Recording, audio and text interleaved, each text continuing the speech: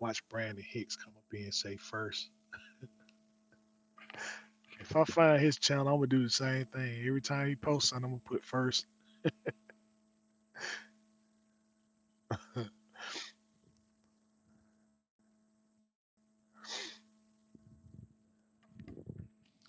Watch he come up in, he gonna say the same. All right, first. Oh, Mr. Aaron. All right, what's going on? What's going on, man? Hey, did the coronavirus did it affect your schooling in any way? You still able to go to school, or they did they shut that down? Or I mean, suspended? Did they suspend the operation? I meant to ask you that and stuff. I ain't know um how it affected the institution. Nope. I'm glad. Okay, all right. Good to hear that and stuff. We're still scheduled for April, right?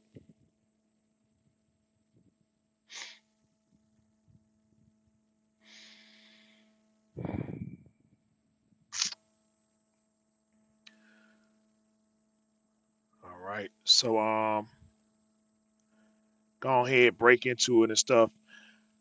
I was gonna say something about this April 16th for sure. All right. Okay. So um, all right, good deal. Um, I was gonna say something about it, but I needed to speak. I need to find out more information before I knew things were gonna be on the up and up and stuff about. I know people been seeing about the hours of service being suspended.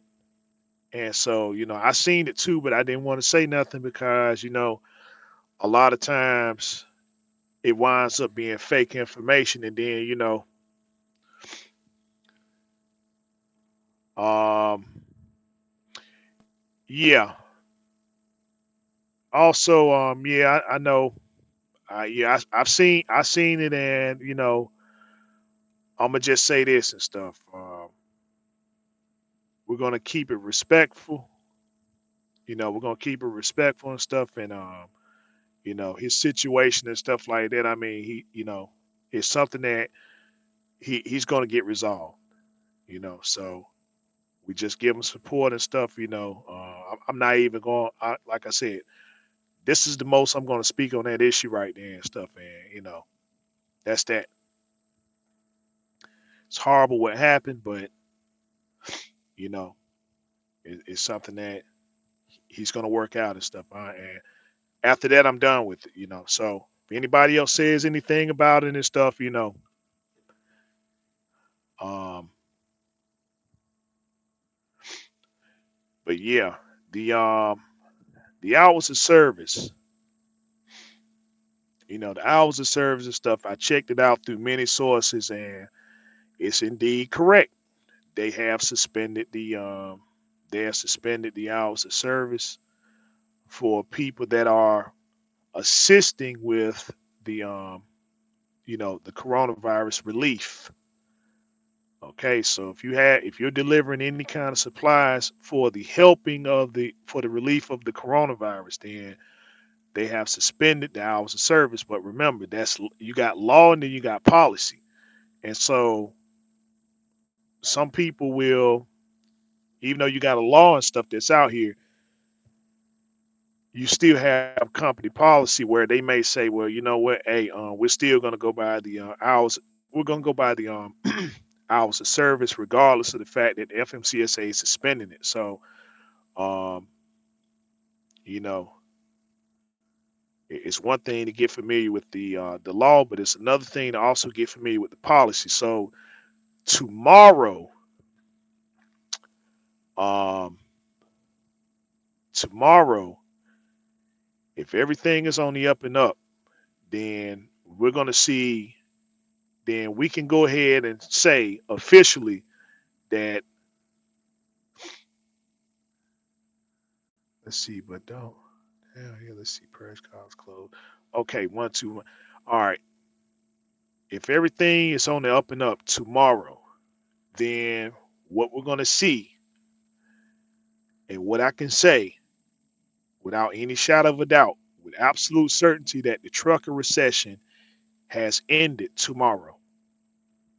Despite what people may be saying about, oh, the rates are going to tank, the rates are going to tank now and stuff, contrary to most people believe, it isn't. If what they posted about the hours of service and the corona relief, then the trucking recession is over tomorrow morning at 6 a.m. I can officially say that with the numerous amount of stores and stuff that I've been to, these shelves and stuff, man, are empty. And I like to thank the American people because of this. You know, the FMCSA has never done this ever. They have never done anything like this in my 18 years of driving trucks. And the only time that they have like suspended hours of service, and they really haven't suspended, is like, you know, when you're doing FEMA, you know, if you're doing FEMA loads and stuff like that, then they'll cut you some slack to a certain degree. But for the most part, I mean, to just give it to anyone that's assisting with corona relief. And so, you know, that falls under the that falls under the standard health and guidelines and stuff, right? For each load. That's all they have to do, just post it up there on the that's all they have to do is post it up there on the rate con that, you know, that the freight that you have is based upon the I forget the words and stuff for the ST something. But that's what they're making most. That's what they're making all people and stuff do that haul food grade. So, you know, anything that assists with the corona relief. So, um, yeah. So tomorrow morning, 6 a.m., the trucker recession is over. It's done, and we're gonna be busy for the next. We're gonna be busy for the next couple months. I mean, it's, you know, so and people been asking questions and stuff about it, like, man, you know, what was the outcome and stuff like that. I said, I didn't know until the stimulus package. It was going. I was looking to see what kind of stimulus package and stuff was going to come out here, but um, we got something a little bit better than the stimulus, which is the hours of service suspension. So, um, you know, the to my understanding, the only thing you have to do is once you finish your load, once you finish your load, you got to take a 10-hour break. But you know, the in betweens and whatnot, you know, if you got a load from point A to point B, I mean, you could drive it. You know, just use some common sense. Yeah, I will. Yep. So you just use some common sense, man. Yeah, but the problem with that is the whole reason why the whole hours of service and stuff, you know, became an issue to start with, because you got guys that don't use common sense and stuff to say, well, hey man, you know what? Listen, I'm tired. Yep, that's every load. The only thing you have to do, so say if you get a load from, say you get a load from Maine to Miami. So you're going from the top of Maine all the way down to Florida. The only thing you have to do is just drive and get your proper rest. You don't have to do a 10 hour. You don't have to do a 10-hour break in between that. You know, you just drive. You know, um, I doubt they would even look at your with the suspension.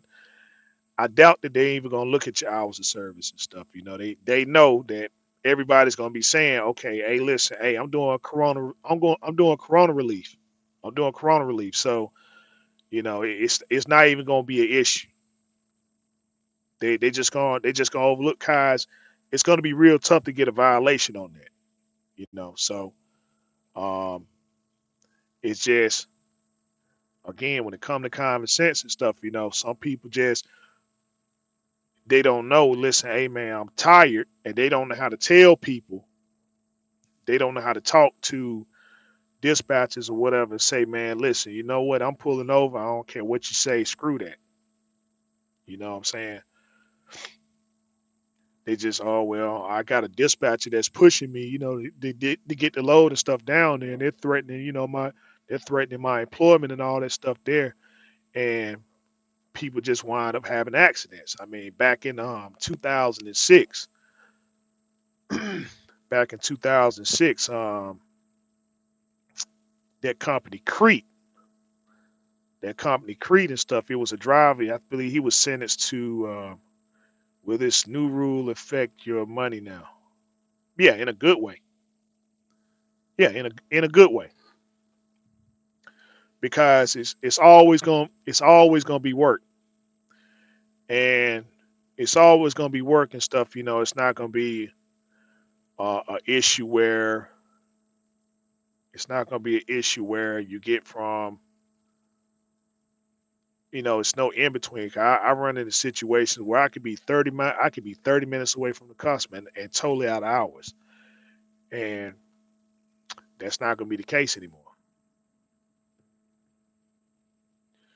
It's not gonna be the case anymore and stuff. I mean, so um, hey, but back in '06, the carrier Crete, what happened is a guy wound up having an accident and he killed a, a family couple and stuff. I believe I think it was like seven. It was like seven people and stuff in the vehicle, like in a minivan. He wound up killing them and stuff, and so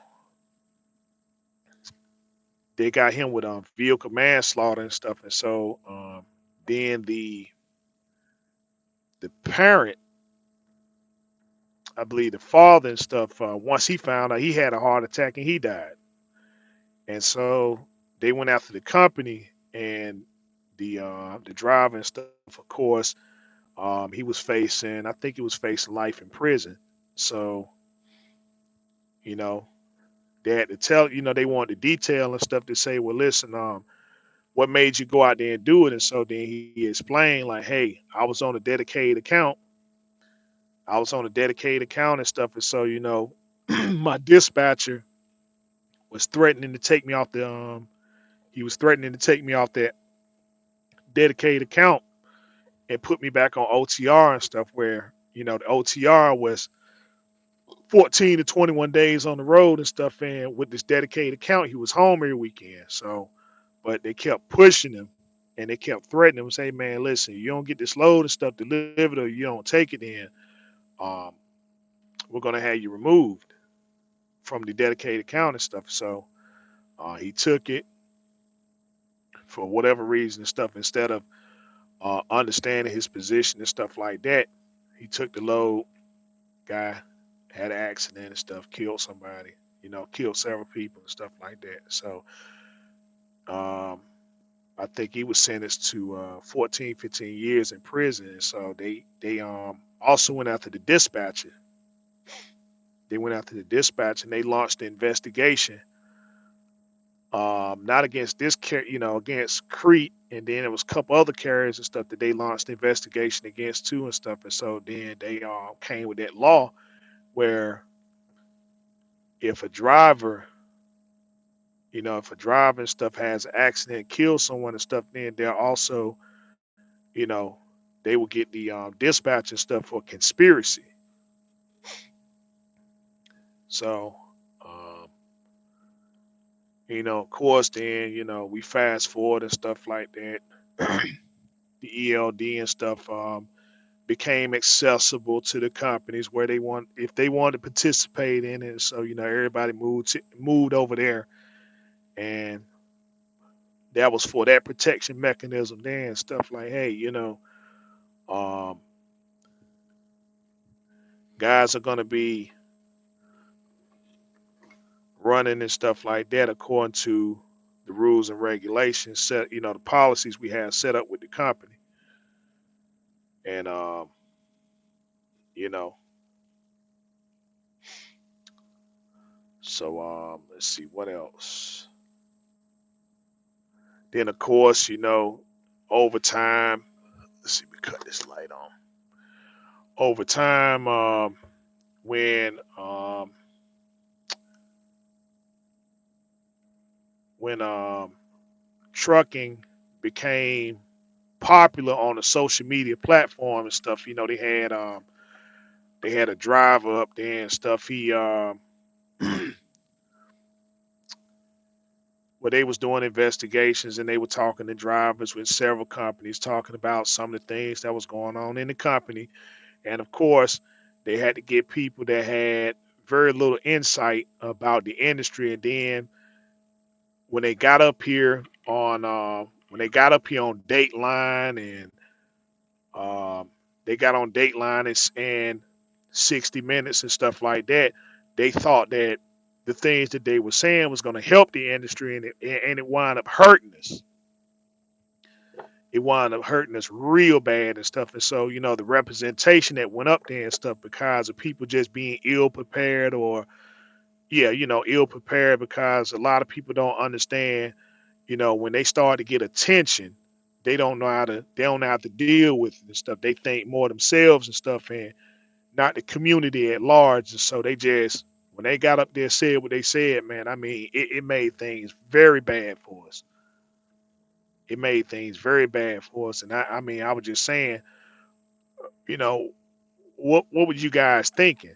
Getting up here and stuff and thinking that they were going to project truck drivers in a light where they're going to actually do something for us. Like, hey, hey, these drivers out here, they really catching it. They really catching it. But everything was about everything was about the company. Everything was about the company, and um, just these stupid, not non-essential things and stuff that they focus on and stuff. Oh well, the drivers, that's what it was. It was, if it wasn't the companies, it was the drivers. But they never said anything about any kind of law, rules, or regulations and stuff. Nothing said about the FMCSA. Period. It's, oh well, hey, it's just these drivers out here messing up, these dispatchers, and they came after us and stuff, man, with impunity.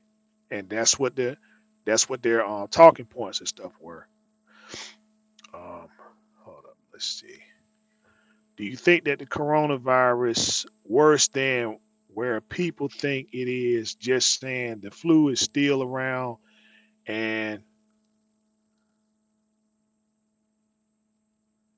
hold up, the flu is still around and killed 40 million people. The coronavirus killed 16,000. Okay, here's what we got to understand about the coronavirus. It is as deadly as they say it is, because see, no, I'm not from Rhode Island. No, I'm from North Carolina. The coronavirus is it is deadly. It's more deadlier than the flu, because see, with the flu we had thousands of years to build up an immunity to the flu, whereas the coronavirus mutated from an animal. It mutated. The virus mutated from the animal, and so your cells, the virus is just like a jigsaw piece and stuff. And when it couldn't latch on to the cells, as to why we don't get the same diseases and stuff as animals. But as the virus mutated, right, and began to latch on to human cell, then that's how we began to get sick and stuff with the coronavirus. And so with the coronavirus, we don't have an immunity. So if you catch it, you got one or two choices. You either A, you you fight it and you get better and stuff, or B, you die. But there's no vaccinations, and so despite what people are saying and stuff, oh well, it's going to affect 1%, right? Let's look at this 1%. It's 320 million people in the United States, 320 million. So 1% of that and stuff, you're talking about 3 million. You're talking about 3 million and stuff, man. That's not, at 1%. So see, we got to understand. We got to understand what this disease, what this virus and stuff is. Is you know it it originated from an animal and it mutated to a point to where now it affects the human cell. And so what the coronavirus can also do, it has the ability to mutate again. So it affects, like I said, it latches on to the cell. It latches on to the cell and stuff. And so once it figures out the piece to latch on to the cell, now you have the virus. So you know, keeping good hygiene, you got to have protection mechanisms and stuff like that, because you see a lot of people out here getting hand sanitized and stuff like that, and they don't understand the importance of washing your hands. Because you see, when you wash your hands, right, what the soap does and stuff is that it tears into the nucleus. It tears into the nucleus of the germ. And so when you wash your hands and stuff, that's the final part of it, is that it's washing away the germ. So when you see people using a whole bunch of if you see a whole bunch of you see people using a whole bunch of hand sanitizer and stuff like that, that's people that are very unhygienical. These are people you need to be getting away from. It's very unhygienic. You gotta wash your hands. The importance of keeping good hygiene. You know, when you got to remind people, and stuff, cover your mouth when you cough and when you sneeze. You see what I'm saying? These are the type of people that you got to get away from. They talking about, well, not to look at people with the death stare and stuff like that. If you have to remind someone to keep good hygiene, right, and they're getting around you, then you're risking getting sick. You're risking getting sick. So don't you know, forget forget about people's feelings and stuff like that. Remember, there is no vaccination for the coronavirus. Okay, there's no. It's different from the flu. It's different from the flu. And despite what people and stuff say, we had thousands of years to build up an immunity to the flu. There's vaccinations and stuff for the flu. There is no vaccination for the coronavirus. You catch it, either your body is strong enough or it's not. You know what I'm saying? So see, in this trucking world and stuff, where a lot of truck drivers they're not known for keeping up good hygiene. They're not. They're not known for keeping good hygiene and stuff like that. You see these guys and stuff, man. They go weeks without shower, without bathing and stuff like that. You going inside these restaurants and stuff. They're blowing their nose and stuff. Uh, uh, they're doing things that's very unhygienical. Urinating and stuff at the fuel islands and stuff like that. You see them with urine bottles. That sort of stuff right there. Drivers are they're very not. They don't practice good hygiene out here. So you got to go into a protection mode and stuff, because I mean, if you get sick, right? If you get sick, that's when it got real.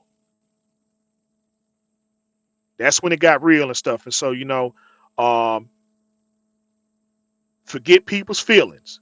You got to start looking out for self. And these particular times here and stuff like that, practicing good hygiene. Wash your hands. Use soap. Wash your hands and stuff. Because again, if you're just using hand sanitizer, that's not enough. It's real simple. Cover your mouth when you cough and when you sneeze. You see people doing things very suspect when you go in businesses and stuff like that. Use your own. A lot of things drivers don't do. They don't carry their own pens with them. Use your own supplies. Don't use a pen that's up there and stuff on the counter.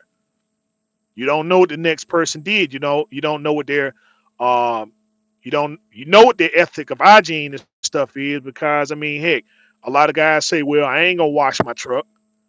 I ain't gonna wash my truck and stuff. You look at their trucks, they got stuff all on. They got stuff all up there on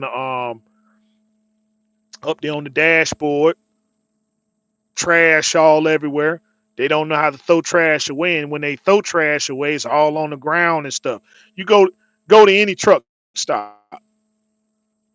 You go to any truck stop and you'll see a prime example of poor hygiene. Let's be real.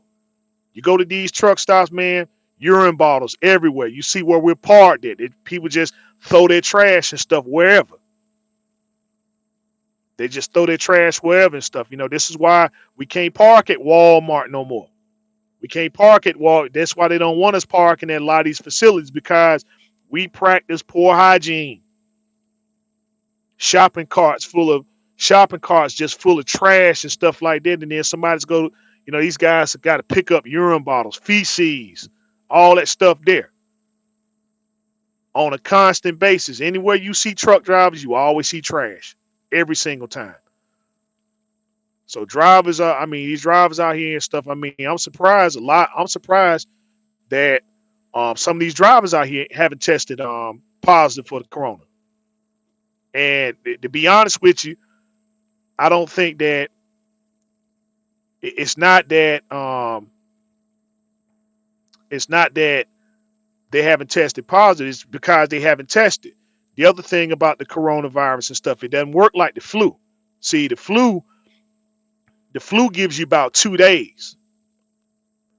The flu gives you about 2 days. The coronavirus, man, can sit dormant, and it can sit dormant for weeks, 2 weeks before it starts showing any symptoms. You see what I'm saying? 2 weeks. So imagine here it is and stuff. You got drivers that are out here that are practicing poor hygiene, right? And then they're exposing themselves to other people. And so now it's a very critical time. It's a very critical time and stuff, man. But again, drivers practice poor hygiene, man. That's a fact. You know, we got showers everywhere. A lot of these truck stops and stuff, they supply showers. People just won't. Hey, I ain't got time. I ain't got the time and stuff like that. But then you sitting over here, you're going to a ship or a consignee, you beside, you know, you behind somebody and stuff, man. It smell like 1,000 years of funk, you know, and you got to keep your composure behind that person. They sitting there and stuff. Just bad and stuff, man. Smelling real bad, and you behind it. They ain't got no deodorant on, no nothing. Dirty clothes and stuff like that. And then you going behind them and stuff, and then oh well, you got to sign this thing and stuff. You ain't signing with a pen no more. Everybody got to sign in on that machine. Some places and stuff, you got to use a thumbprint, to pick up a load and stuff like that. And you behind that person and stuff, man. That practice poor hygiene. See what I'm saying? It's crazy, you know. But that's the thing there and stuff, man. That's a fact. I hate that about our industry, man, is that, you know, we are not the most hygienical. We are not the most hygienical and stuff. And so, um I heard about that, especially at trucks. Yeah. It's dude, it's just it's a hot spot. It's a hot spot for sickness and stuff. I'm just gonna be real. That's why you go in there. Why a lot of people don't want to go in there and just do things and stuff, because it's just people practice poor hygiene.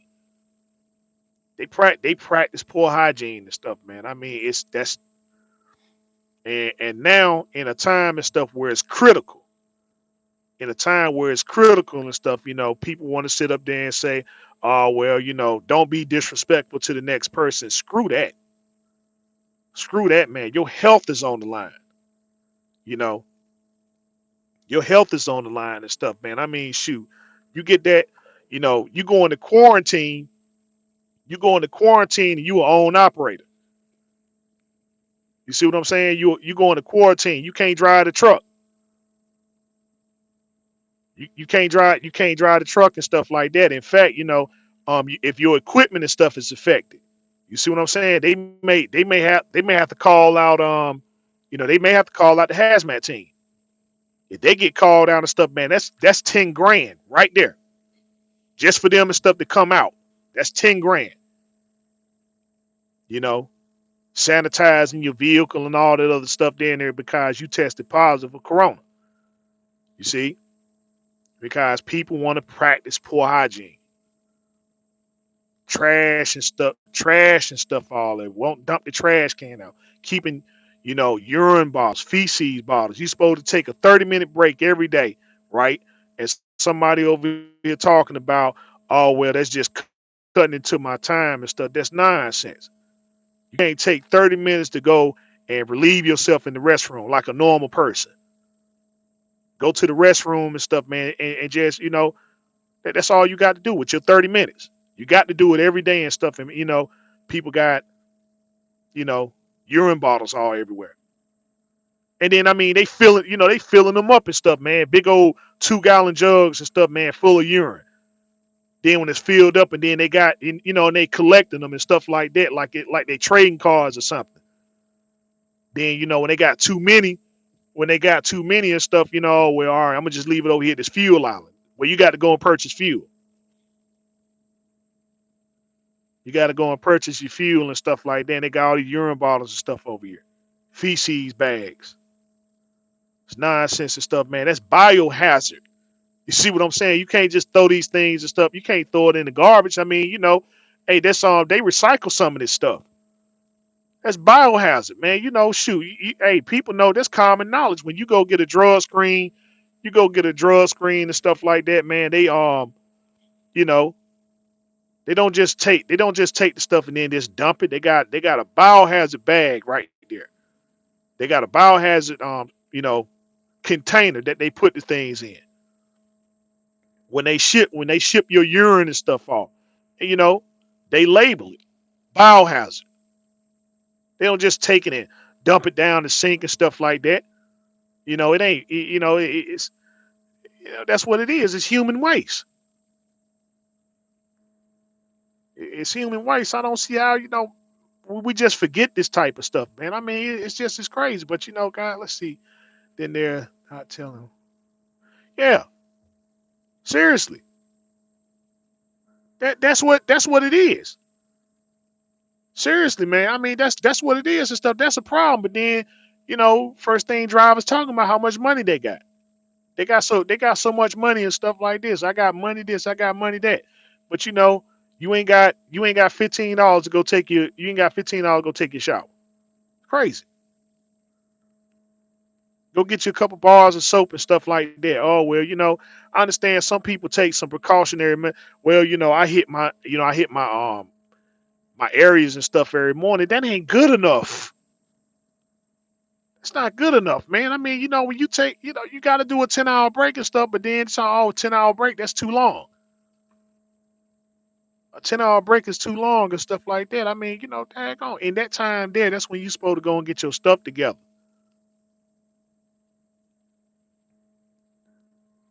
You gotta have you gotta have a care packet out here and stuff. It gotta consist of hygienical things. It's gotta consist of hygienical things and stuff. I mean, it's crazy that you got to remind grown people to do things hygienically because I mean, dude, when you get sick out here on this road, man, I'm telling you, it's the worst feeling in the world. You get food poison out here and stuff, man. And you got to drive this truck too. It hit you at the wrong time. You can't even if you pull over somewhere and stuff, right? You're getting in and out the truck and stuff, and you're constantly regurgitating and stuff like that. When you sick, man, you don't want to be in this truck. I'm telling you, that's the worst. This is the worst possible place to be when you get sick. It's in this truck.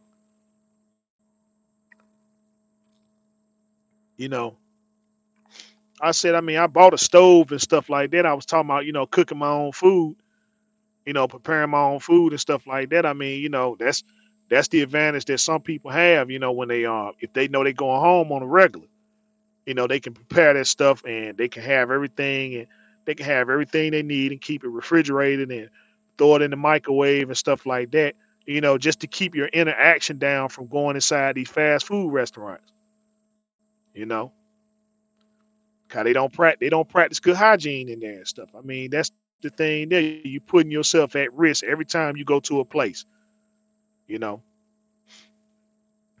So I mean, it's square biz, man. It's square biz and stuff. I mean, it ain't no playing around anymore and stuff. So that coronavirus, yeah, you got to take that thing seriously because it's nothing like the flu. Don't let nobody tell you it is. It's not. This is a mutated virus. It's a mutated virus and stuff. There are several different versions of the coronavirus. This particular strand, this particular strand of coronavirus and stuff that we have mutated from animals, particularly a bat. You see what I'm saying? But from bats, to see the origin of it and stuff like that. I mean, and now it started in one place and now it's everywhere. You know, and so that's what it is. It's a virus that mutated, and it can mutate again. And if it mutate, we got this form here and stuff. And so now, like I said, I mean, all organisms and stuff like that, it learns. It learns, and if you're around it long, if you're around it long enough, man, I mean, it can learn to mutate and stuff again to get inside your cell.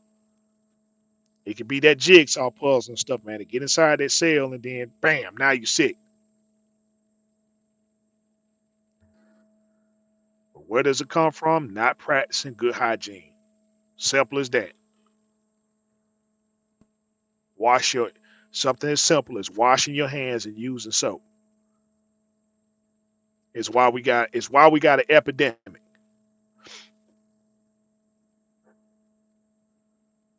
You know. So yeah. Um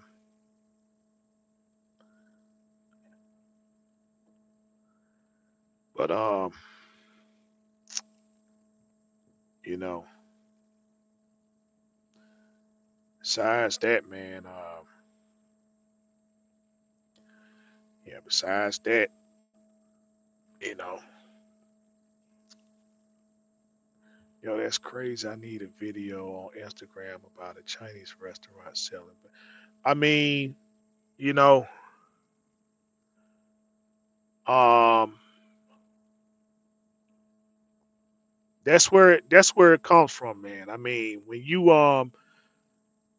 not practicing,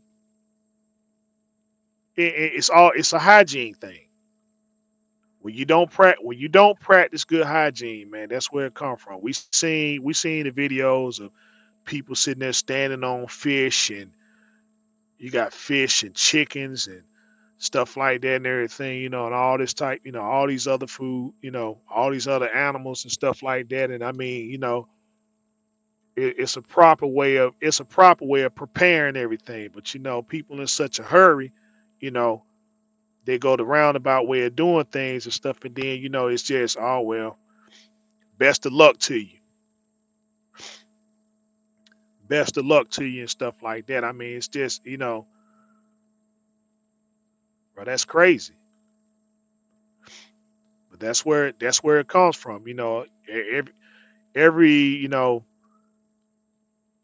every every living organism has they have some kind of virus and stuff that goes in. Some things you have an immunity, but the reason why you have an immunity is because you know the virus can't affect you like it can affect the animal, and the only reason why is because it doesn't find its way into your cell. Your cell and stuff, is built like a jigsaw puzzle. It can fit into the animal just fine and stuff. But again, that's why A lot of animals can't pass on diseases to humans, but when, you know, a virus is just like anything else. It's a living organism with the ability to learn. And that's what they call mutation. I know they ain't got nothing to do with trucking, but I mean, it ain't got nothing. Well, it does have something to do with trucking because, again, it ties into the fact of drivers just being very hot, unhygienical out here, practicing poor hygiene. Because, hey, I ain't home every day. I ain't home every day, and I ain't got access to a shower and stuff like that. You gotta, you know, a lot of, oh, well, I don't like staying in truck stops. I do. I try to find a truck stop every time I can. I'm like, I know I'm here at Walmart now, but shoot, as soon as I get my time back, I'm going straight to a truck stop. I'm going straight to a truck stop and stuff, man. I mean, shoot, hey, when I get, when I get home and stuff like that, man, shoot, I'm sitting there taking. Sometimes I take about 3, 4 showers. I don't feel clean. I don't feel clean enough. I'm like, man, you know what? Soap didn't lather up the way and stuff I wanted to. I test out different soaps. I ain't like the way it lathered, man. Felt like I missed a spot. So I get. I got a high water bill and stuff, but man, I mean, hey, nothing beats good hygiene, man. I mean, cleanliness is close to godliness. And um, Aaron, you'll see, man. I'm telling you, you'll see the sec. I mean, dude, the second you get them CDLs and stuff and go to the truck company. In fact, look, man, when you got, hold on, let me show somebody. Let me show you something right quick. Let me show you something right quick. Hold up. Okay, this right here. I don't know if everybody can see it and stuff. This box right here. This is a commercial ozone generator. Every person that drive a truck need to have that. Every person that drive a truck need to have a commercial ozone generator. Because when you get your truck, right? When you get your truck, your truck is going to have this kind of odor, and it's it's only when you get in the truck it got this kind of odor and stuff that lingers. It's indescribable, but when you smell it, you know what it is. And people will say, "Oh well, we got the truck detailed for you and stuff like that." We got the truck detailed for you and everything, but um when you get your truck, it's gonna have this kind of it's gonna be it's funk. That's what it is. It's funk from a collection of a person being in the truck and not practicing good hygiene. I'm telling you, every single truck driver needs to have a commercial ozone machine, and it's real simple to use. It gets rid of all odors inside your truck. Cause sometimes people be wondering like, how you get that new car smell and stuff like that. That's what it is. It's a commercial ozone generator. What it does, it kills any odor inside of your vehicle. It kills all odor inside your vehicle. It takes about 30 minutes and stuff, and then you got to let of course, let it air out and stuff. Cause it's not safe to get in. It's not safe to use once. It's not safe to use and stuff. Well, it's not safe to use the truck once you use the ozone generator and stuff until you get it aired out for about 24 hours. Right. That's to be on the safe side. It doesn't take it takes about 3, 4 hours and stuff. If you get in before the end, it gives you kind of like a sore throat, stuff like that. But anyway, when you get your truck, it's gonna have this funk in it. It's gonna have this funk in it, and it smell like getting in a Greyhound bus. If you ever remember like if you ever decide to get like on a Greyhound bus, that smell that hits you, that's what the truck gonna smell like. I don't care how clean they say that we use all-purpose cleaner and cleaned up the floors and all that, but that funk is still in there because it's in the fabric. And what that ozone machine does, it latches on to any kind of odor that's in there and it eliminates it. It gets inside the odor and stuff, and it sets off a chain reaction and stuff inside the odor, and it just eliminates it. And it's no smell whatsoever and stuff, man. But I say every truck driver need to have that thing. You go on eBay, it's about $60. It's good. It's good for you. It's good for your truck. It's good for your car, especially people who smoke. Like I tell people like, especially you smoke weed. I'm gonna just be real. You smoke weed, you definitely need an ozone generator. Like you get pulled over, first thing he goes saying, well, you know what? Um, I have, I can search a vehicle because I smell the contents of marijuana. You know, tell anybody, man, look, put that ozone machine in there. It gets rid of all of it. You know, but that funk, boy, when that funk hits you, man, it's gonna be it just.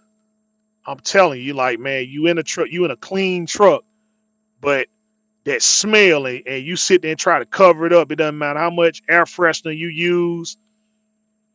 Once that stuff die out, and I'm gonna tell you, like, man, on a hot day, on a hot day when you get home and you you go home for a few days. When you come back, you're gonna be greeted with that funk, and that funk gonna be in your clothes. They gonna know you've been in the truck. Like, man, you got clothes in the closet or whatever, and you put those clothes on and stuff, and you get around. They gonna know it. Daggone, man, you been in that truck, hadn't you? Because that truck got that funk in it, and it's just again, man, it's one thing to describe. Oh well, I use bleach and all-purpose cleaner and stuff, but your truck has fabrics and stuff in it. It has fabrics in it, man, and that's what it does. It latches on to the fabrics, and that's what you smell as soon as that heat hit it and get the bacon. You'll see. You get your truck in April, so yeah, you'll see. You'll see. In fact, in that truck that you training in and stuff, that smell that when you got in that truck, you probably exposed to that smell right then and stuff. That's what it is. That's that funk. That's what that is. When you got in that truck, you know, you probably smell like maybe diesel fuel, some exhaust, that stuff. All those smells go away. The second you get to moving, those smells go away. But then it's this lingering odor that stays in there. That's that funk. That's that stuff, man, that Rick James was talking about, man. They stepping out on the funk. We stepping out on some serious funk. That's what that is, man. That smell right there. When you get every single truck that you get in is gonna smell unless your truck is brand new. Unless your truck is brand new. But if somebody used it before you did, and they put like maybe 10, and it don't take long, about 10,000 miles. When you get in that truck, like, this truck smells just like this thing. It smells like the same truck that I trained in. And then every single one of them that you get, it's gonna smell just like that. Yeah, I'm telling you, man, stepping out on the funk. We stepping out on some serious funk. But you know,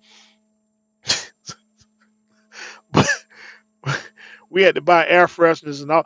Look, like I said, you can buy all the air fresheners, and you can use all the free breeze and all that other stuff. It masks the odor and stuff. Oh, it kills the odor. No, it doesn't. The only thing that's gonna kill it is that.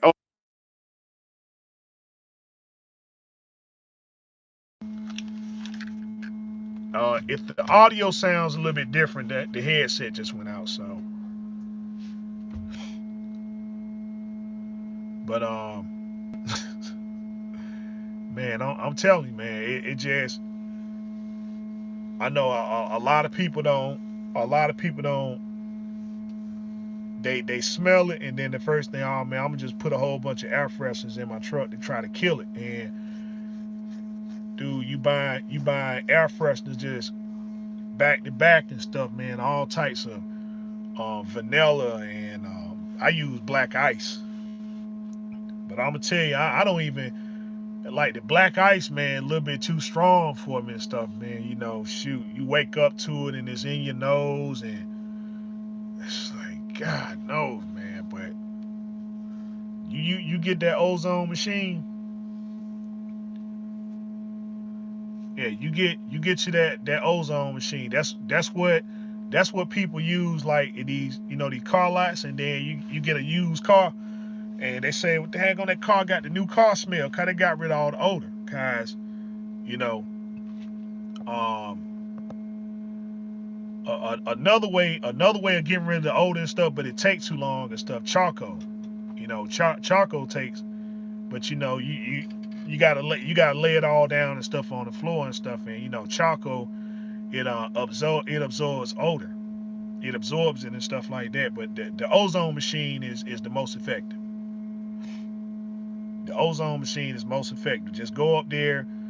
You ain't got to buy the expensive one, that $200-300 one and stuff like that. Nope. Just the cheapest ozone machine that you can find. That's the one you get, and you plug it up. If it's you driving the truck and stuff like that, you use it about once a month, and it gets rid of all the odor and stuff. And so then it's gonna your truck gonna smell. It's gonna have that brand new smell. It gets rid of all, so it's really gonna be odorless and stuff like that. But because of the plastics, and that's all what the new car smell is, just the plastics and stuff that's in there and everything. But if you sanitize it right, then that's what you're gonna get. That's what you're gonna get as soon as the sun hit it and get the bacon. Like, good grace, man, you just got that truck yesterday. Then you're like, no, no, just that ozone machine.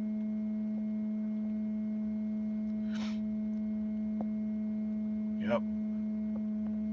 And if you can get you an American made one, cause I don't know, what the it's nothing wrong. It's nothing wrong with the Chinese one. It's just I don't think they're gonna be available.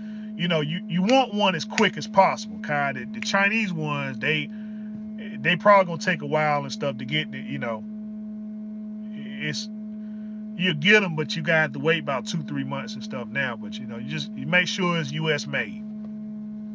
Go up there on eBay. As long as it's in the U.S. and stuff, man. Like I said, they range anywhere from about 30 to $60. And the reason why mine was $60 because I want a red one, cause my truck red. But yeah, I just make it coordinate like that. But man, that's the thing there. Just keeping good health, man. Cause dude, that you just don't want to be around this stuff, man. It's just, bro, it gets. I'm gonna tell you. I mean, it even messes with you mentally and stuff. A lot of the smells and stuff. It messes with you mentally, cause you know, I don't know. People are familiar with stuff they call trigger factors and stuff, and that's when you hear sometimes when you hear certain music, it takes you back to a period in time. That's what they call trigger methods. And sometimes when if something smells a certain way, it triggers something in your mind to think about a certain period in time or a certain person or something. Like, you get to thinking about a certain person or a certain place or something like that. It's called trigger method, and it usually comes through hearing and it through smell. But bro, this truck, boy, I'm telling you, this truck, man. I mean, man, this thing. I mean, when it gets that odor and stuff in, it holds on to it. It holds on to dear life. And that's because again, just people ain't hygienical. They like, man, you know what? Hey, dude, I just drive the truck and stuff like that. I'm a clean person. I'm a clean person and stuff like that. It's just like any place else in your house. You in your house a certain long period of time. That ozone machine, it helps that out too. It helps that out too and stuff. They use them in houses. Use it in the room. You sit in the middle of the room, gets rid of all the odor. Especially if you like when you get done painting, and once the paint, you want to get that paint smell out the room, put that ozone machine in there. After everything dried up and stuff like that, throw that ozone machine in there and stuff, and all that paint smell gone. You can go right in the room. Just let the what you call the stuff air out. My truck is a 2013. Mine is a 2013. But when it comes to that funk, it ain't gonna matter what year your truck is.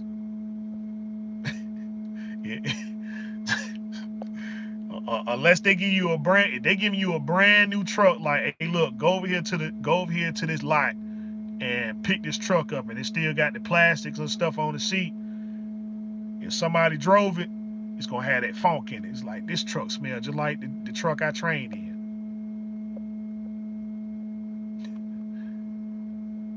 Yep, it don't matter. When I got this truck, man, like I said, and that's what turned me on to it, man. I'm like, dang, this truck came from CR England.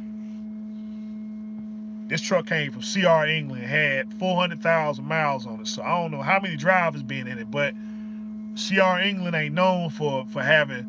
They known for having real high turnovers and stuff, man. What I'm saying turnovers, like people just coming in and quitting and all that stuff, there and everything, But this was a lease truck, but still,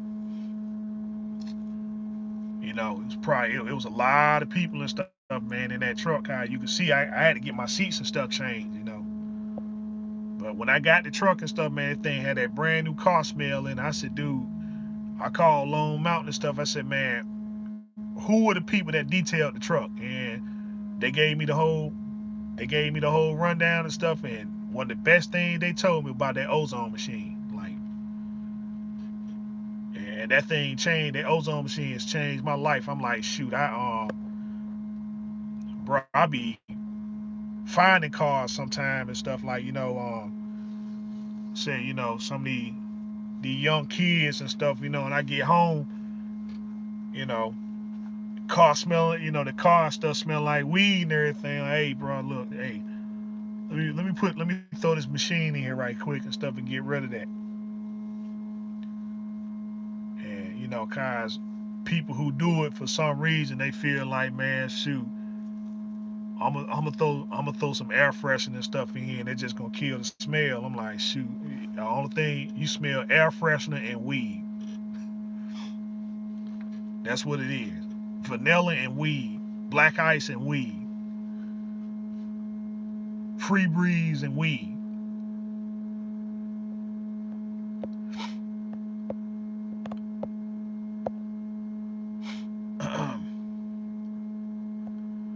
But yeah, that's the deal there and stuff, man. Uh, so we got about another 60 minutes in. I mean, we got another hour in and stuff. So yeah, ozone machine, ozone purifier. Anything that don't get the little small one, that plug in the cigarette lighter. That's good for like the car. You want the commercial one. That's what you want. Get the commercial one. It's a little small. It's a little small box the size of a little small heater. I would say going to Walmart. A lot of they don't sell them in the stores and stuff because they're not real popular. But you can get them online. You can get them online all day long. It's not. You can't really walk in the store and buy one. And if they got them in the store, they kind of expensive. Even like what's that place? Harbor Freight. Harbor Freight might have them, but they you don't need the industrial one and stuff, unless you just unless your side business gonna be cleaning houses and cars and stuff like that. Then yeah, it's good. It's good for that. But if you just talking about like for personal use or whatever, then just get you just go online and stuff. Ozone machine, ozone purifier, get that. Get that. It's real simple to use and stuff like that. They got the instructions on. You can go on YouTube and look it up, and it's real simple. You set it in the middle. You set it in the middle of your vehicle. You roll your windows up. Make sure you ain't got no moisture in it. Take all your like your clothes and stuff like that. Your clothes, your sheets, blankets. Don't leave none of that in the truck. Go get them washed. Don't leave nothing in here that you got to place your head on and stuff like to sleep. You get all that stuff out of there. All your sheets and blankets, clothes, shoes, and anything that got moisture in it, like rugs and stuff like that. Get your rugs and carpets out. Clean them and stuff, but don't leave it in the truck. And the only thing that needs to be in your truck is the stuff that ain't bolted down. The stuff that ain't bolted down and stuff. Don't leave no food in. All your food, drinks, anything that got moisture in it, stuff like that. If you got like non-perishable stuff like canned goods and everything, just put that in a crate and just set that outside. The only thing that need to be in the truck is just let's see. Hey, Red, have you ever had an issue with your cascade leaking water when it rained? From the windshield? If it's from the windshield, yeah. And I'm gonna tell you, um, where are you getting your leak from?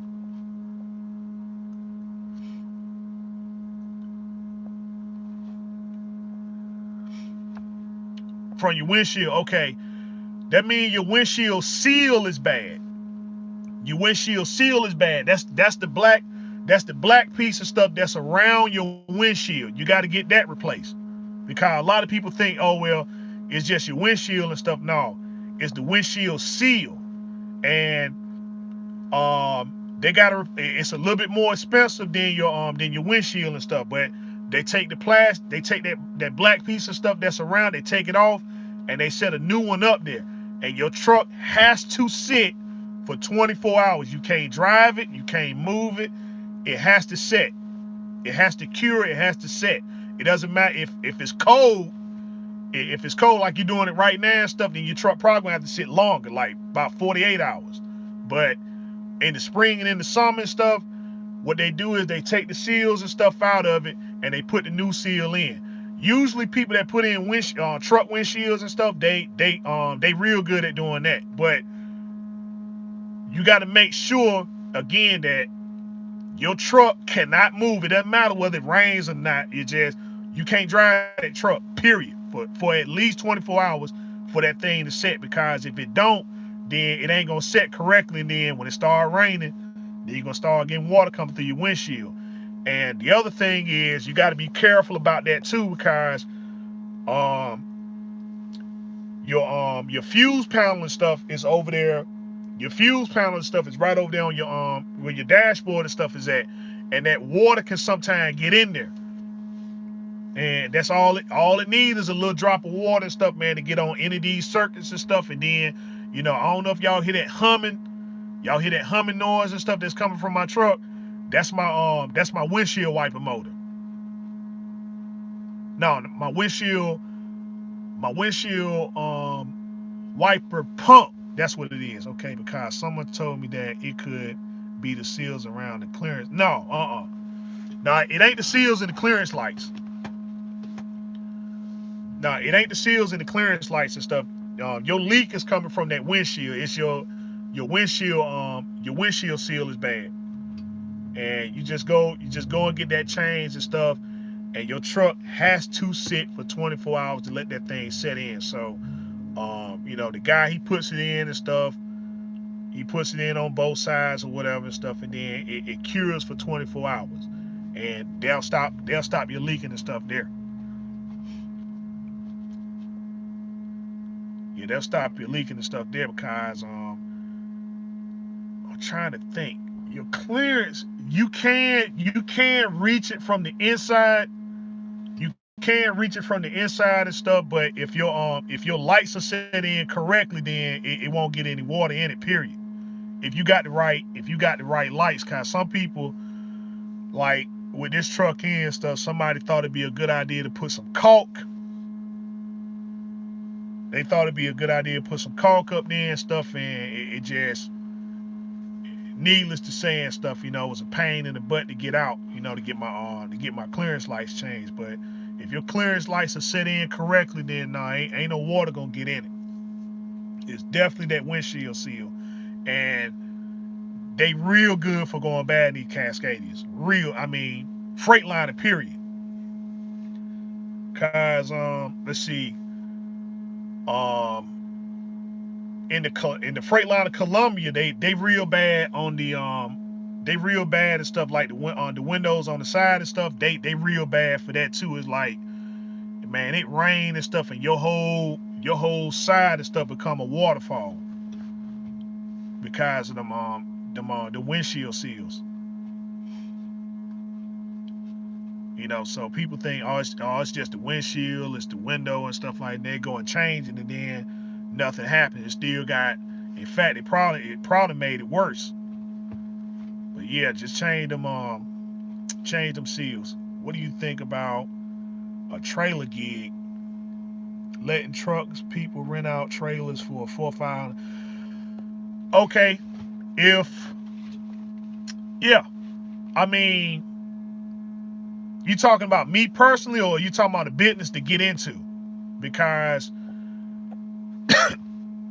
everybody gonna need a trailer, especially if you around inventory time and stuff. If you got a trailer, businesses are looking for trailers all the time to, you know, to put paperwork and stuff in, and your trailer be good. Ain't nobody even using it. It's right there on the lot, but it's gonna be full of paperwork, you know, and you just charge them monthly. You charge them monthly, but yeah, if you got a trailer and it doesn't matter what size it is or the condition. Well, despite if you just got to make sure and stuff that a lot of water don't get in. What do you think about the industry now? Okay, yeah, as a business, yeah, if you get a trailer, right? Cause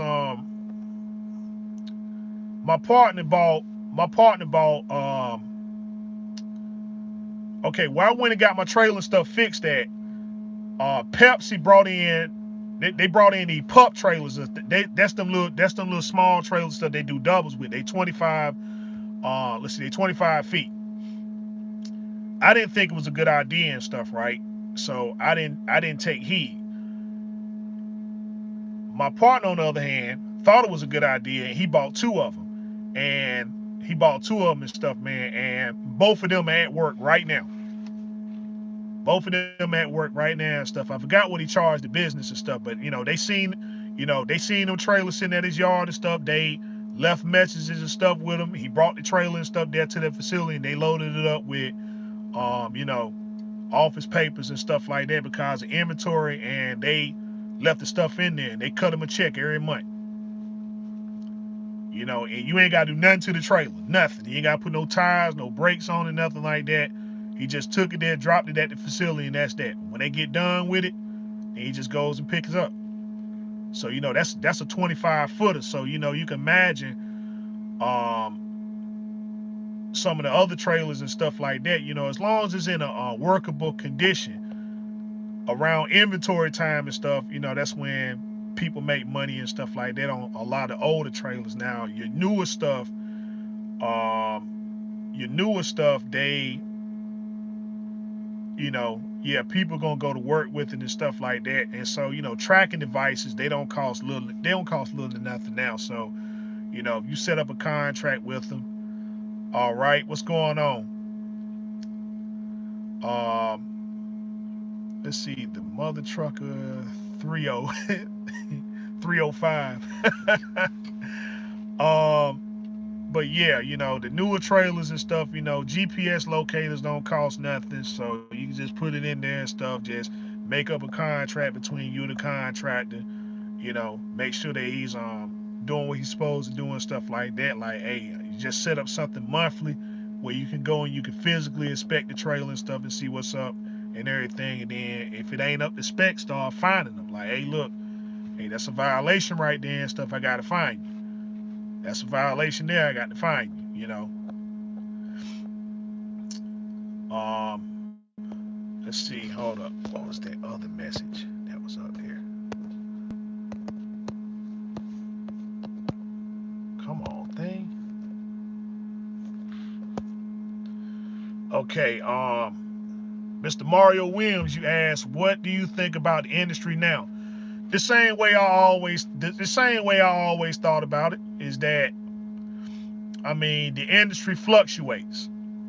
And stuff, and so conditions and stuff change. Like right now, we got this epidemic that's going on and stuff, and so I've something that has been unprecedented, that's never happened in my years of being in the industry before, and me personally being in it and stuff, where they have suspended the hours of service and stuff.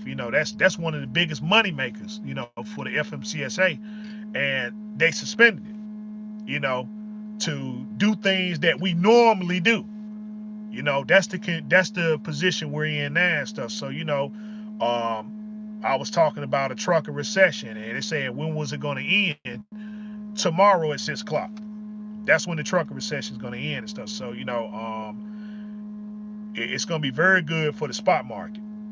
It's going to be very good for the spot market. The contracts and stuff, they're going to be, of course, they're going to be increasing and stuff. I imagine they're going to be doing some renegotiating and stuff like that, because now this is an element where it's often talked about and stuff, but not put into practice. And so because it is now being put into practice, people have to renegotiate the way things are done, because a lot of the shelves and stuff, a lot of these stores that you go to, these shelves are empty, and it's not just toilet paper and paper towels and hand sanitizer and soap. A lot of the foods and stuff are gone. A lot of these foods and stuff are gone, and so a lot of people are doing a lot of stockpiling. And so these shelves are empty. Ain't no bread nowhere. It doesn't matter whether you come here. I'm over here in Delaware or down in North Carolina. There's no bread anywhere. So these shelves gotta get stocked up. You see, so a lot of these businesses are gonna be going into overdrive and stuff. A lot of the need for transporting goods and stuff is gonna be on the rise now. It's a great time to drive in reef. It's a great time to be in any part of the industry. It doesn't matter what you're in. Because if it's drive-in, reefer, if it's flatbed, whatever, the materials and stuff got to be made to make the materials. So they're gonna be fast at work, and then the finished product got to go out here and stuff. So it's work for everybody. It's work for everybody and stuff. So it's not gonna be any kind of slowing up. It's just I believe that's why a lot of things got suspended, because now they got to keep the eye on the prize as far as manufacturing. They got to get these things up to par. So that's where we stand on the industry. It's just it was very slow in 2018, 2019, but and part of this year here, but with the exemption that's in place, right? And they don't put exemptions in place unless they intend on a lot of people out here going for theirs. This is what they set up this weekend. So Monday morning, drivers are gonna be very busy, contrary to most people believe. So the industry is full of ups and downs, positivity and negativity and stuff. But at the end of the day, it is what it is. We're gonna be faced with adversity and stuff, and we just gotta do what we gotta do. It's just like I've always said, is that you got to come out here with a good state of mind to deal with this. So Um, you got to be ready, and it's got to be understood and stuff that this is what you got to do. If you're not ready, if you're not mentally ready to deal with the workload and stuff that's caused. I mean, Monday morning phone calls are gonna be going off the hook, and they saying, "Man, look, hey, you got to get this, cause there's money on the line now, and you got to have a good, stable mindset in order to deal with the capacity of what the business and stuff is gonna be putting out here on you. Doesn't matter whether you're a company driver or own operator, the pressure's gonna be on, and so if you're not there mentally, right? If you're not there mentally and stuff, then it's going to be very draining. It's going to be very draining. You're going to wind up doing something, you know, you're going to wind up doing something and stuff that shouldn't be done. You're not going to be getting your proper rest and stuff like that. You got to go in with your eye on the prize.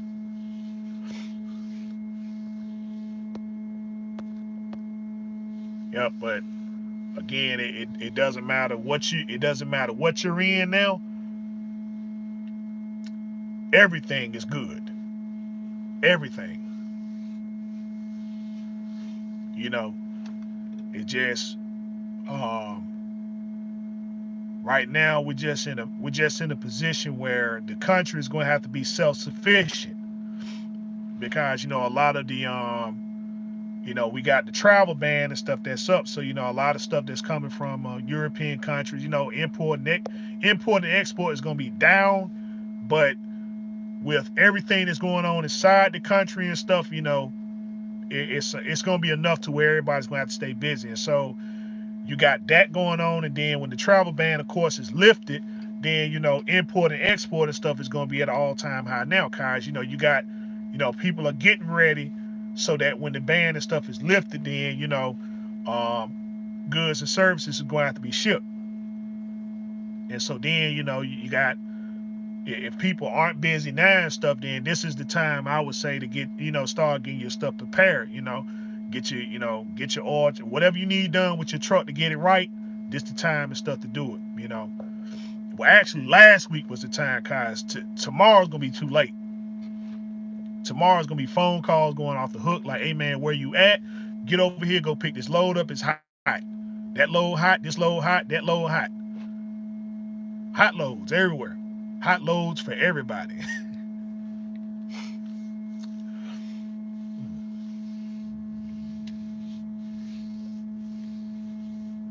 Man, this has been some very tricky weather out here. I'm like, yeah, no problem, Mr. Williams, no problem. Um, it was another question stuff that was asked and stuff, and let's see, thank you. Let's see, thanks. Every mile you roll, I broke, and my husband drives. The crunch is real, yeah, absolutely. And you're gonna see tomorrow morning and stuff, right? You're gonna see tomorrow morning and stuff, man. And if it doesn't happen tomorrow morning, it's definitely gonna be this week, right here. You know, it's just it was a precursor. Some people are still in kind of disbelief because they announced it on Friday, and then they're still following up and stuff with it, like over the weekend, and just trying to confirm. Okay, hey, listen, is it true that our services and stuff are suspended? Is it true and stuff? And so now people just getting familiar and stuff to say, okay, what qualifies as the corona relief? And so it's pretty much going to be anything that falls under the health code guidelines, which is basically everything that you haul. Let's see, what was that other question? Come on, thank crap. Okay, let's see, Mario, you asked again. I asked cause I was about to go buy a truck, and this made me second guess it. No, like I said, the best time to get into business is when you're ready, despite what's going on and stuff like that. Cause I know, like, I don't know, what I said Friday, and stuff. Let's see. We appreciate your time and knowledge, Bruce. Thank you very. Yeah, no problem, man. Um, you see, you're gonna always be in that position to say when is it gonna be a good time for me to pull the trigger. And the question that was asked and stuff, this young woman asked me and stuff. She was asking me, what is what is what is a good template, right? What is a good template to start a business in trucking? And the answer to that is that there is no template. You see what I'm saying? It's not like it's not like like going to be a lawyer. When you go to lawyer and stuff, like there's no colleges and stuff, man, for trucking. The only school that you get is to get your CDL, and that's it. That's it. That's the only class you go to and stuff, and they're not training you on anything specifically. It's like, whatever qualifies to get your commercial driver license, that's what you're gonna train on, and everything else and stuff is based upon where you go. So it's based upon where you go. So you say, well, I want to get into tanker. There's no tanker college that you can go to and say, well, okay, I'm gonna get tanker. You go over there and stuff. They'll familiarize you with you, and then they probably put you with a trainer for about 2-3 days, and then after that you're on your own. Same thing with flatbed. Same thing with dry van and reefer and all that stuff there. They just teach you how to operate the truck in school. That's it. But other than that, you know, all the ins and outs and stuff, that's just on the job training. It's no college. So as far as a template for a person getting into the business, you got many different platforms you can go to. You can go into a lease. You can go into a lease, or you can go to the bank. You can go and just buy the truck and stuff cash. But again, there's no template, because again, everyone's situation is different. You see, a person who doesn't have children, as opposed to a person who does have children, your circumstance is different. So it's the same money. It's the same money, but I don't have to worry about what kind of food or clothes and stuff that my children got to have. Those child services and stuff like that. I don't have to worry about those things. If you're married versus a person that's single, you're in a different. Your circumstance is different, even though your money is the same. So you can say, well, hey, I don't need this house. I don't need this apartment. I can dedicate myself and stuff to the craft, and take your money and just throw it all in, as opposed to somebody, hey, listen, I got mortgage due. I got mortgage and rent due and stuff, because I got a family at home, I have to feed, and they got to eat good. They can't be sitting eating bologna sandwiches and ramen noodles. But you see, when you're a single person by yourself, right, you can do that. You know, you can do that type of stuff, man. If it's about you know, if it's about taking the finance and stuff, your capital, to try to put it on something, you know. Cause I mean, I raised I don't have any children personally and stuff, but I have raised 5 children, and man, my grocery bill and stuff, man, was anywhere between $500-$600, you know, and still, it's $500-$600 with a $300 reserve, you know, a $300 reserve and stuff, in case appetites get a little bit, you know, hey, they want a little bit more and stuff than usual. So see, you take that same 900, $900, and you ain't got that responsibility, and then you multiply that and stuff, all right, you gotta do this every month and stuff. So 3 months you got 2,700 to invest in business, as opposed to a person that got, family obligations stuff. That's 2,700 to feed my family, you know. Same thing with again, people's circumstances allow them to do certain things and stuff that's out here. So if you can't get it a little bit, if you can't get it, well, if you're looking at someone and stuff, and again, that's those templates, and say, well, okay, you look at a Red Rooster, it's it's only helpful for me to let you know what my overall situation is. That way, you're not looking at me and saying, okay, I need to be like Red Rooster, and your situation isn't the same as mine. But this is what we do a lot of times and stuff, is that we look at the individual and say, okay, I'm gonna do it just like him. I'm gonna do it just like her. And everyone's situation is different. And some people just don't want to be genuine. They don't want to be genuine about it. They don't want to tell you, hey, listen, I ain't got no house. I'm living in the truck.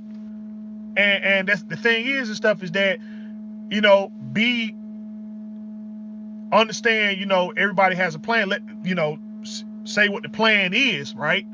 Okay, the reason why I don't have an apartment, the reason why I'm not staying in some apartment or renting some house is because I'm trying to own a house and stuff in 3 or 4 years, as opposed to renting this house and stuff that I'm barely in because I'm barely home because I'm always on the road.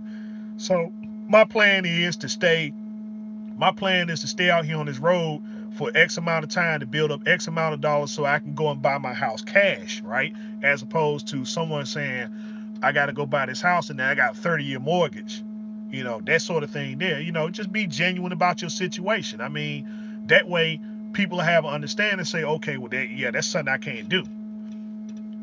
That's something I can't do and stuff. And then you can say, well, what's the alternative to that? And you can offer some advice and stuff on that and say, well, okay, this is what you could be doing based upon this current situation you're in. Not to say, okay, yeah, be like me. God, that's my situation there and stuff. It's like, man, I literally stayed in my truck for 2.5 years. I stayed in it for 2.5 years. That's being honest about my situation. Can you do the same thing? Does your circumstance even allow you to do that? Because in those 2.5 years, I wasn't dating anyone. I didn't have children to take care of. I didn't have children to take care of and support and stuff at that current time and stuff in my life. That was 2.5 years I did that. Every day, it was in this truck. If I took any time off, maybe I went to a motel or something like that. But that's as far as it went. But you see, the money that I used to pay bills and stuff with, now, I was keeping that. I was keeping that and stuff, and then that allowed me to do a lot of things and stuff in my life. But see, my circumstance allowed me to do that. And the only thing I can do is just be honest about it. Because some people can be in a situation similar and say, yeah, I can do the same thing. But yeah, I stayed in the Sky Rooster. I stayed in that truck for 2.5 years. Every single day and stuff. I got it. If I took any time off, maybe at my father's house or something like that, or maybe in a motel or something like that. But paying rent or paying rent somewhere, no, that was over with. When my mother passed away, and stuff, that was it. I had to leave. I just said, man, enough is enough. I can't be around here and stuff, and I dedicated myself to the truck. But some things and stuff, that's why the truck can look a certain way. Hey man, why you got all this chrome and stuff up here? Hey man, we make the same money, but I mean, heck, I can drop $300 in the chrome shop. We got the same money, but it's just our circumstance and stuff is different. That 300 you got and stuff, you got to go to taking care of your family. And again, there's nothing wrong with that. But just don't look at that and say, oh, it's a hindrance, and say, well, daggone, I ain't getting it. I got to be doing something wrong. You're doing everything correctly. I'm not making any more money than the next person. This person, right? Everybody's making the same amount of money. It's just your circumstance determines what you can do a lot of times and what you can't do. You'll eventually get there and stuff. It's just going to take you a little bit longer. Yeah. So that's the thing. Like I said, a lot of people look at other people's situations and stuff, man, and say, oh man, I want that life there. And they just ain't gonna be genuine about what their circumstance and stuff is. Um, you know, um, and the other thing too is, a lot of people try to entertain, and you can only do this thing two ways and stuff, especially up here. if you're about giving information, right, then I can't be up here. I can't be up here and stuff cutting the fool and being a clown and you know dancing and dancing and baking cookies and cakes and stuff like that. I can't be doing that. That's why I say I'm like people say, well, you got such a low subscribe count and stuff, but I'm like, and that's okay because see, the people that subscribe to me are usually people, and this is in the business world, are people that are fixated on business. That's what they're fixated on. They're not up here. If I was up here entertaining, then yeah, I would have a big subscribe base. If I was up here baking cookies and if I was up here baking cookies and dancing and doing all types of fancy whatnots and stuff like that, I have a bigger subscribe base because everybody's in the mood of being entertained. But as far as information and stuff, not everybody has that business mindset, so they don't have the patience to sit there and stuff and say, they might sit, oh man, this is boring. You going to that seminar there? No man, no, I can't do that. Shoot, I can't do that and stuff. But then you can go to a basketball game, a football game, or sit in a movie and stuff like that, and be entertained, which is okay. But as far as like ascertaining knowledge, you ain't gonna get anything except what you look at. Hey, you can tell me about what's going on with the game all day long. I don't know nothing about the NBA, NFL, none of that stuff. I don't know the difference between a field goal and a field goal, a touchdown, a slam dunk. Those things and stuff, man. I don't know. But if we start talking about, we start talking about things and stuff from an economic standpoint, or especially in trucking, you know, we're talking about that and stuff, and then I'm knowledgeable about some other things and stuff too. But anyway, I mean, it's just um businesses, you know, the people getting into the world of business. There are not a lot of people and stuff. Everybody wants to make money, but nobody wants to nobody wants to get into the networking of making money, where you say, all right, I'm talking to this person right here and we're networking. That's why you got this terminology, mega carriers, right? Everybody would know what the mega carriers and stuff are, even though they got all these trucks.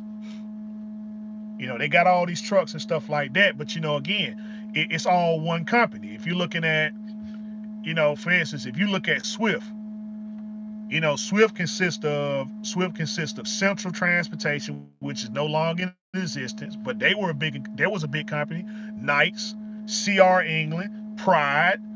Um,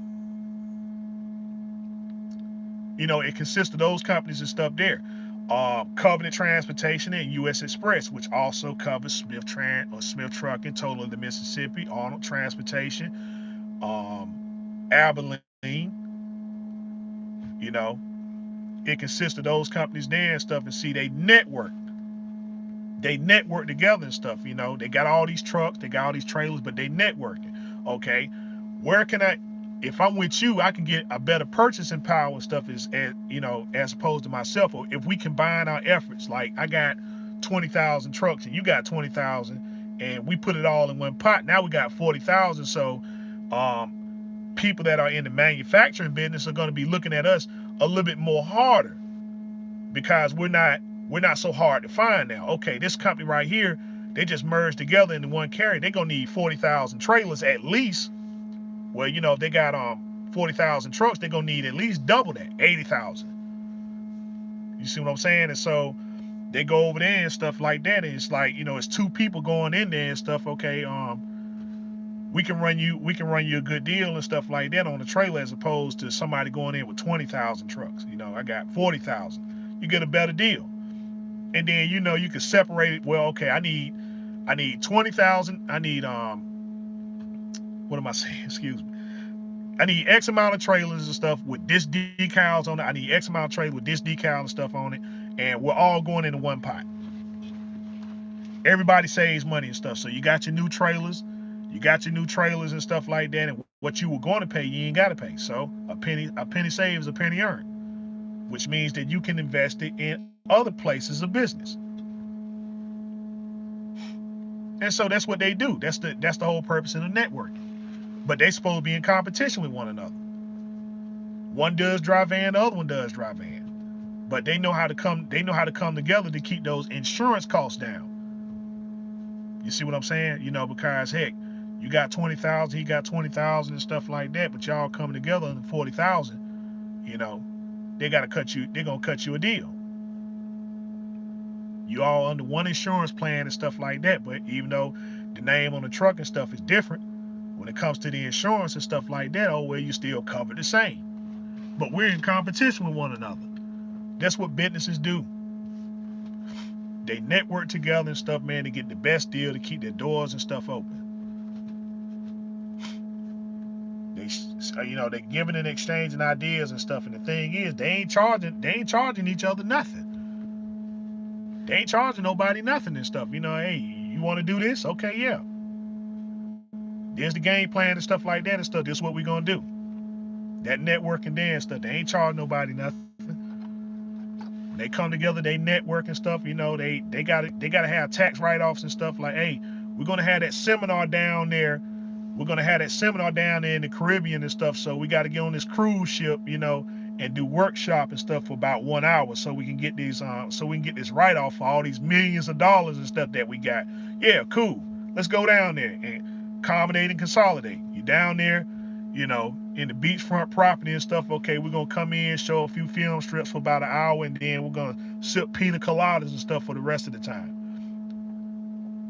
Then when it's time to do the taxes and stuff, hey, what was this cruise ship thing? Oh yeah, that was just a workshop, man. You know, we was down there discussing business. Here's our portfolio about what we discussed. Oh yeah, okay, yeah, you qualify. So we're gonna go ahead and write those millions of dollars off and stuff, you know. But you still went down there and had a good time, and you can write it off.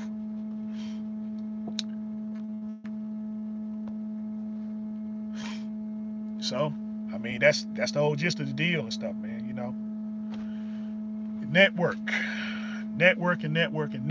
man. That's the whole name of the game. Network.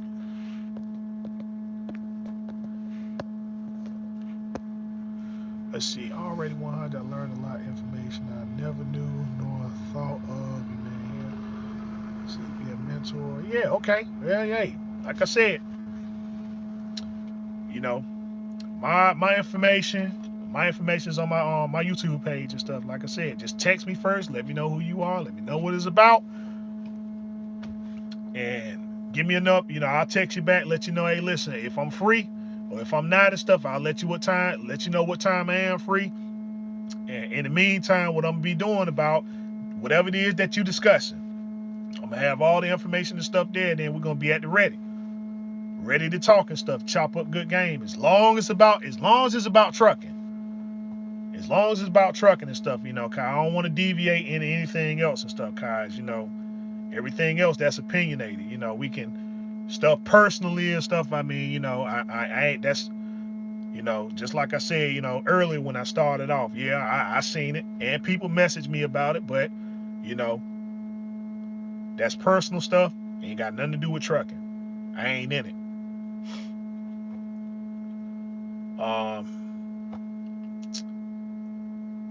Ladies and gentlemen, we're gonna go ahead and end it right here and stuff. You know, I appreciate, as always, man, I appreciate y'all tuning in to my channel, giving me y'all time and energy and stuff, so that the information that you have can get out there and can get you some resource. I hope that my information was helpful. I want to thank each and every last one of you for your likes. I want to thank for your subscribes and stuff. You know, both people that have been with me and those that are now joining me and stuff. You know, I got my Instagram page and stuff up. I'm always posting up things about my 2013 Freightliner Cascadia. So, you know, hit me up there. Sometimes I talk about things and stuff a little bit personally and stuff like that I won't do and stuff up here on YouTube. But for the most part, man, again, I appreciate y'all tuning into my lives. I will start posting up, you know, I have some videos and stuff in the works and stuff, particularly the 2290. You know, that's the biggest thing that I'm getting questions stuff about now and stuff, 2290. And so, I'm gonna give you the step by step, as to what it's about, what it is, how to file it, so on and so forth. Because, I did do it on the live feed, but it's kind of hard, when you speak about certain things, you're generalizing about the business, but some people want to get to the point about a certain topic, and so I got to get back into the videos and stuff about speaking about things specifically, because just live, I throw a lot of things out there. First, person throw, they put a question out there and stuff, and I'm like, I'm probably on it for like about 15, 20 minutes. But, anyway, ladies and gentlemen, again, I appreciate your time. I appreciate your time. I appreciate your energy. I want to thank again each and every one of you for, especially all the, positive comments and stuff like that. I do want to say this stuff before I go is that, again, we all seen the video. We all seen it. But let's send words of encouragement to each and every one of us, right? Life is hard. Life is tough.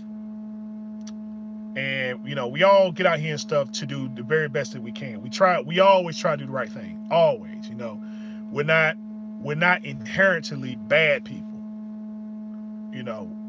We want to do good. We try to do good in every aspect and stuff of our life. And so, again, it's just,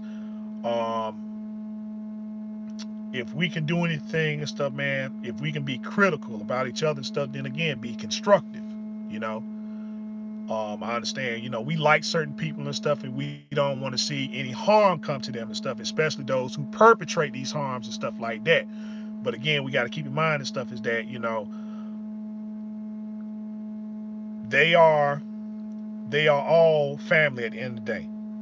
And I can't hate anybody that you love, despite the fact that we may see some of the things and stuff on the negative side of stuff. Is that, again, things will work itself out. Things will work itself out and stuff. And so again, we just have to be very, we have to be very careful about some of the things that we put out there and stuff. Again, we have care and stuff, but we can't throw ourselves all the way in and stuff and say, well, I hate this person, or this person is something derogatory or whatnot, because again, it's all about love, and sometimes love can be misunderstood. And so, again, we just care about people and stuff to a point to where, it's a brotherhood and a sisterhood out here. Let's call it for what it is. And, to see something like that and stuff, man, it's truly troubling and heartbreaking. It really is and stuff. But, we have to reinforce these things when we see them with positivity, and let them know genuinely that we are there for them in every aspect. We're there for them. If it's a shoulder to crown, man, screw it. If it's a shoulder to crown and stuff, if it's the vent, okay, because you know what we do out here. And again, our mindsets and stuff, man, have to be on. It has to be razor sharp. It has to be razor sharp and stuff. And so, again, we just gotta when we see things and stuff like this, we got to reinforce ourselves with positivity. That's the name of the game and stuff. We might dislike some of the things and stuff that's being displayed, but we have to be reinforced stuff with positivity. Otherwise, that and stuff, it's just as hypocritical. It really is and stuff. We can't say, well, we like this person, but then we don't like this person and stuff here because of things and stuff that's being done. Those things can and will be worked out. They can and will be worked out and stuff like that. Like I said, I can't hate anybody. I can't hate anyone and stuff. If you love them, then hey, I love them too. I just don't want any harm and stuff to come to nobody, man. We get out here, we work hard.